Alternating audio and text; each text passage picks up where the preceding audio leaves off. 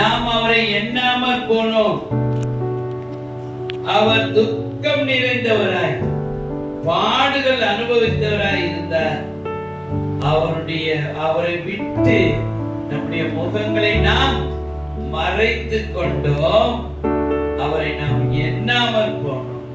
அதனுடைய பதில் என்ன தெரியுமா? இப்படி எல்லாம் நீங்களும் நானும் பண்ணாலும் அழகா சொல்லப்படுகின்றது, மெய்யாகவே அவர் நம்முடைய பாடுகளை நம்முடைய துக்கங்களை ஏற்றுக்கொண்டவர், சுமந்து கொண்டார். அது மாத்திரமல்ல, அவர் தேவனால் அடிபட்டு வாதிக்கப்பட்டவர் என்று இன்றைக்கு நம்முடைய வாழ்க்கையில, என்னுடைய வாழ்க்கையில நான் 40 வருஷம் ஊழியம் செய்யணும்னு சொல்றேன்.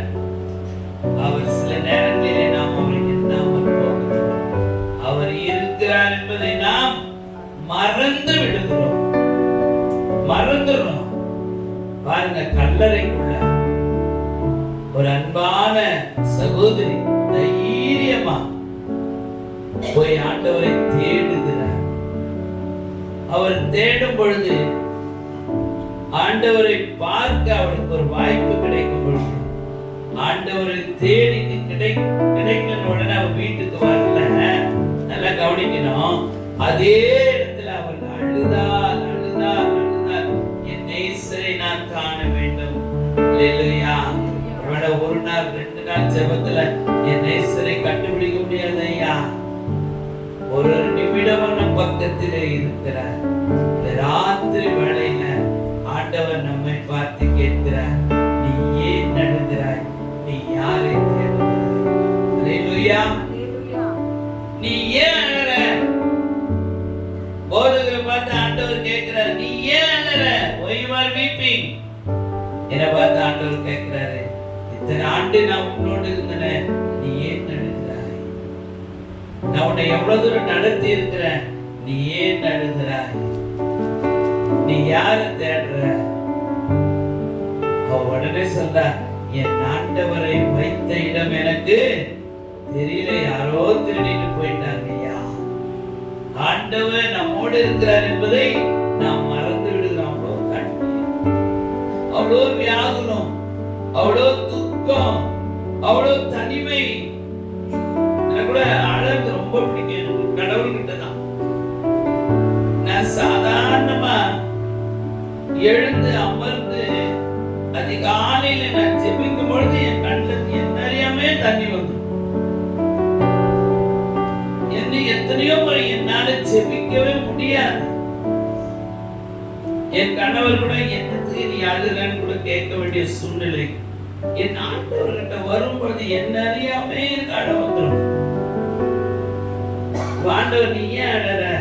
I am with you. பக்கத்துல சொல்லுங்க, கை பிடிச்சு சொல்லுங்க, கர்த்தர் நம்மோடு இருக்கிறார். அல்லேலூயா. கர்த்தர் உங்களோடு இருக்கிறார், கர்த்தர் உன்னோடு இருக்கிறார். நீ செய்ய போகிற காரியம் பயங்கரமா இருக்கும். இந்த ராத்திரியிலே ஒரு புதையல் கிடைக்கும். என்ன புதையல்? சமாதானத்தின் புதையல். அல்லேலூயா. நான் ஒரு வீட்டுல நேற்று கிரக பிரவேசத்துக்கு போயிருக்கும் பொழுது ஒரே ஒரு வார்த்தை தான், உன் அலங்கத்திற்குள்ள என்ன கிடைக்கும்? உன் அலங்கத்திற்குள்ளே சமாதானம் கிடைக்கும். உன் அலங்கத்திற்குள்ள என்ன கிடைக்கும்? சுகம் கிடைக்கும். அல்லேலூயா. நமக்கு என்ன வேண்டும்? உங்களுக்கு என்ன வேண்டும் சொல்லுங்க பாருங்க. எனக்கு ஒரு வீடு வேணும்னு நினைக்கிறீங்களா?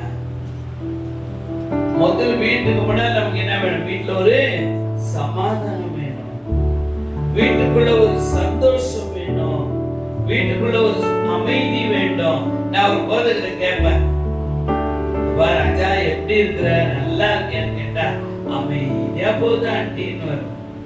எனக்கு அந்த வார்த்தை ரொம்ப பிடிக்கும். இவ்வளவு கஷ்டம் இருக்கலாம், இவ்வளவு சூழ்நிலைகள் இருக்கலாம், ஆனா என்ன சொல்றாரு? அமைதியா போகும். அந்த அமைதி எங்கிருந்து வருகிறது? தேவன் இல்லையா? அவருடைய தழும்புகளால் நாம் குணமாகும்.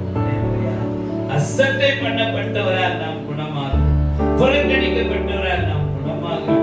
ஒரு நல்ல ஆசிரியர், ரொம்ப நல்ல ஆசிரியர், எல்லா தாளங்களும் உடைய ஆசிரியர். அவரை புறக்கணிக்கப்பட்டாங்க, அவரை ஒதுக்குனாங்க. எனக்கு ரொம்ப பரிச்சயமானவங்க என்கிட்ட சொல்லுவாங்க, இப்படி நடக்குதா? நான் சொல்லுவேன், கர்த்தர் ஒரு நாள் கைவிட தெரியல. ஆனா கர்த்தர் தாளந்துகளை வெளிப்படுத்துவார். இன்றைக்கு அவரை கூப்பிட்டு முன்னால நிறுத்தி அவர் யார் வேணான்னு சொன்னாங்களோ அவங்க அவரை எடுத்து பயன்படுத்தி இருக்கிறார். அல்லேலூயா, அல்லேலூயா. அவருடைய கண்ணீரோடு வருவாராம், கண்ணீரோடு போயிடுவார். துக்கத்தோடு வருவாராம், துக்கத்தோடு போயிடுவாராம். படித்தவர் எப்படி இருக்கும் யோசித்து பாருங்க. இன்னைக்கு உங்களை என்னை புறக்கணிக்கிறாங்களா? நீங்க அல்லேலூயா சொல்லுங்க. அதுக்காக நம்ம அவங்ககிட்ட போய் நியாயம் கேட்காதீங்க, தயவுசெய்து கேட்காதீங்க. எனக்கு ஏன் நீங்க இப்படி செய்தீங்கன்னு கேட்காதீங்க. உங்கள் முழங்கால்களை நீங்க முடக்குவீர்களானால் கர்த்தர் உங்களுக்கு காரியத்தை வாய்க்க செய்வார். உங்க ஐயா என்ன சொன்னாரு? ஆக்கினை தீர்ப்பு இல்லை, இனி தீங்கை நீ காண மாட்டாய். தீங்க காணாதுன்னா ஆண்டவரிடத்துல நம்ம வரணும், ஆண்டவரிடத்துல நம்ம ஜெபிக்க வேண்டும். ஆபிரகாம் எல்லாரும் நல்லா தெரியும், நிறைய சொல்லியிருப்பார், நம்முடைய நிறைய சொல்லியிருப்பாரு. ஆபிரகாம் என்ன நமக்கு ஞாபகம் வரும்? என்ன ஞாபகம் வரும் சொல்லுங்க பாருங்க. விசுவாசம், நம்பிக்கை. அவருக்கு எத்தனை வயசுல ஆண்டவர் அவரை அழைச்சாரு? 75 வயசுல. எத்தனை வயது? கெட வயது அது நம்ம பார்வைக்கு. ஆண்டவருடைய பார்வைக்கு அது வாலிப வயது.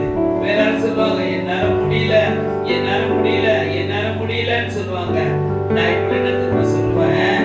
ஆண்டவரே, மோசே 80 ஆண்டுகள் நீர் அழைத்தவர்